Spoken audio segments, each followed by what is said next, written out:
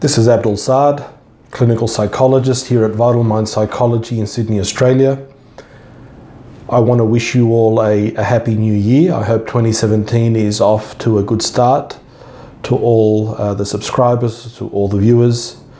And in today's video, I will be talking about the 5 destructive fantasies empaths have after the narcissist has left.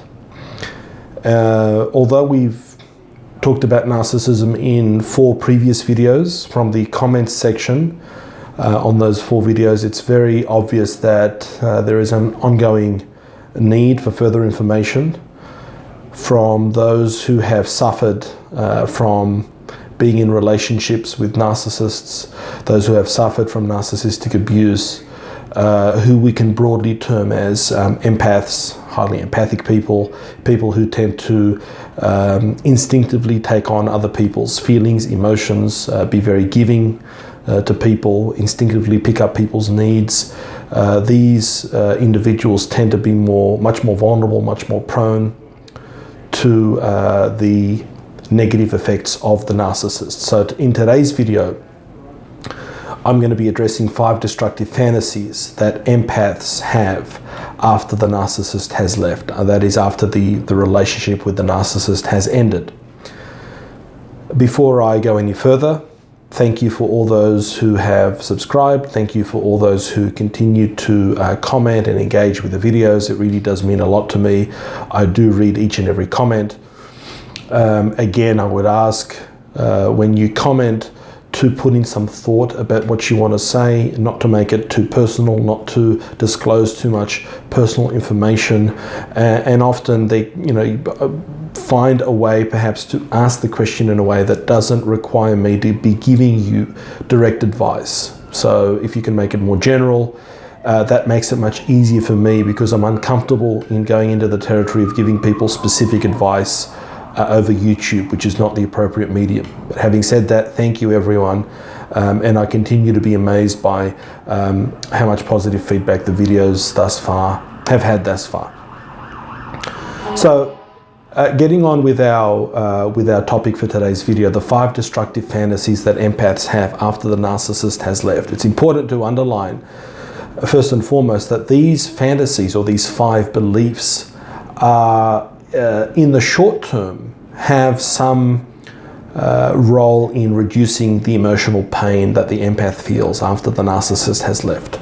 So they go some way in the very short term to reducing the emotional pain, but in the long term, as we will see, these actually keep you locked up in the negative cycle of narcissistic abuse even after the narcissist has left. And this video is really an extension of my video on the 5 key strategies for dealing with narcissists, and in particular point 5 from that video. So if you want to review the video on point 5 and then watch this video, this will help you to see things in better context. So the number 1 destructive fantasy the empath has after the narcissist has left is that the narcissist will admit his or her mistakes, will acknowledge the pain they will acknowledge the pain they have caused you. Now, the reason why this is a fantasy is because if this were true, then the person in question would not be a narcissist. If the narcissist could admit their mistakes, could acknowledge the pain they've caused, then by definition they would not be narcissists.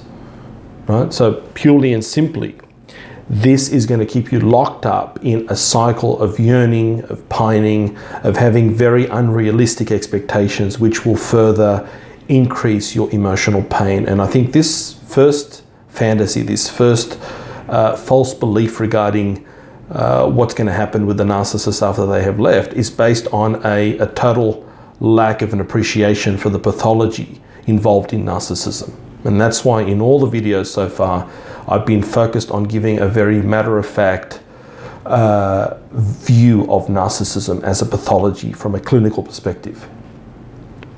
The second destructive fantasy or belief the empath has after the narcissist has left is that your suffering will break through to the narcissist and will make them realize what they have done to you. Again, remember that one of the hallmark features of narcissism is a lack of empathy. And if this could be a reality, then the person that you're dealing with is not a narcissist. If your pain and suffering could break through to them, if you could activate some semblance of empathy, of humanity, of remorse, then you're probably not dealing with someone who has a narcissistic personality disorder. So although this may give you some level of comfort, in the longer term, it's going to put you even in more pain because it does not align with reality. So you can think of all these beliefs as a form of magical thinking, as a form of very unrealistic thinking. The third destructive fantasy the empath has after the narcissist has left is that you will be able to see evidence of the narcissist suffering because of what they have done to you. So for example, you're going to see evidence of them suffering because someone will do the same thing to them, or because you're going to witness them suffer some catastrophe in their life. Their business is going to fail. Some divine retribution is going to fall upon them, and you're going to be privy or witness to this. Now, remember that people who are shameless, which is one of the core features of narcissistic personality disorder, a person who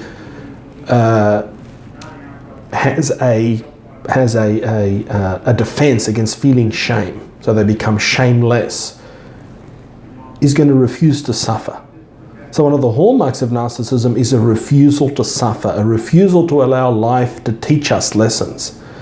This ongoing need to maintain the grandiosity, the entitlement. And even if the narcissist was suffering in their lives, number one, they wouldn't show it to you. They would have to maintain the veneer. Number two, they would very quickly find a way through their various defense mechanisms to ensure that that level of suffering did not reach conscious awareness. They would project it away. They would devalue the source of the suffering because there is a failure to learn. There is a failure of wisdom, of psycho-spiritual growth in the narcissist. And also this is an error in thinking because it assumes that you're going to be privy to everything in the narcissist's life and that you're going to be able to have concrete evidence of them suffering. Again, this only keeps you locked in the narcissist's orbit and locked into more and more emotional pain. Another unrealistic and very unhelpful fantasy or belief. Excuse me. The fourth destructive fantasy the empath has after the narcissist has left is that you will be able to prove your superiority to the narcissist and show them that they have lost out. They've lost out by leaving, they've lost out by being abusive, they've lost something really good. Now remember, again, that the narcissist defends against feelings of loss or envy by devaluing the other person.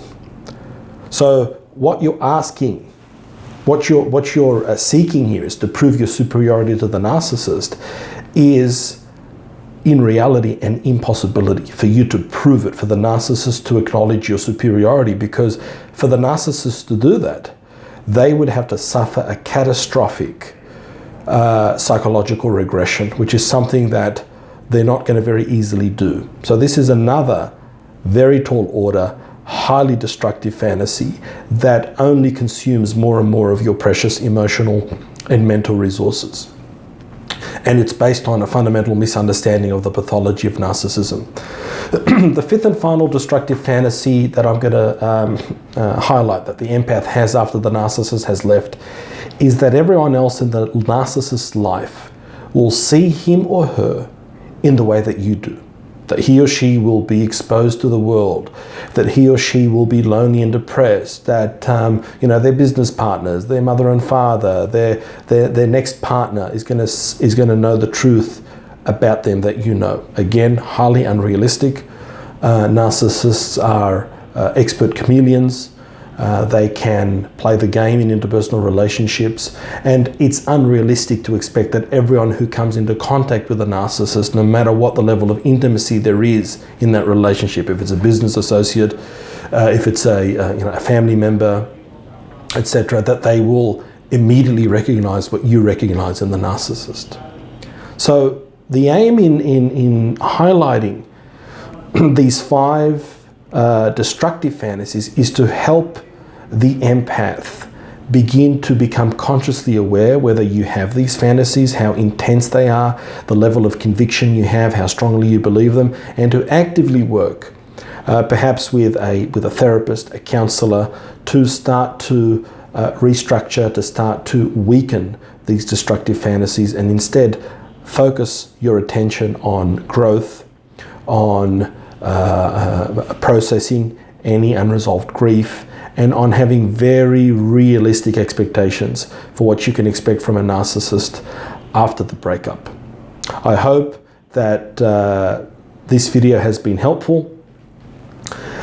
Just having a look here, there is another video that I've got lined up, which will go up soon, hopefully, and that will be on the core emotion that makes empaths vulnerable to narcissists, so stay tuned for that one. In the meantime, please don't forget to subscribe, leave any comments. I want to thank you again for your support. I hope that you have an awesome 2017, and I will catch you sometime in the next week. God willing, take care.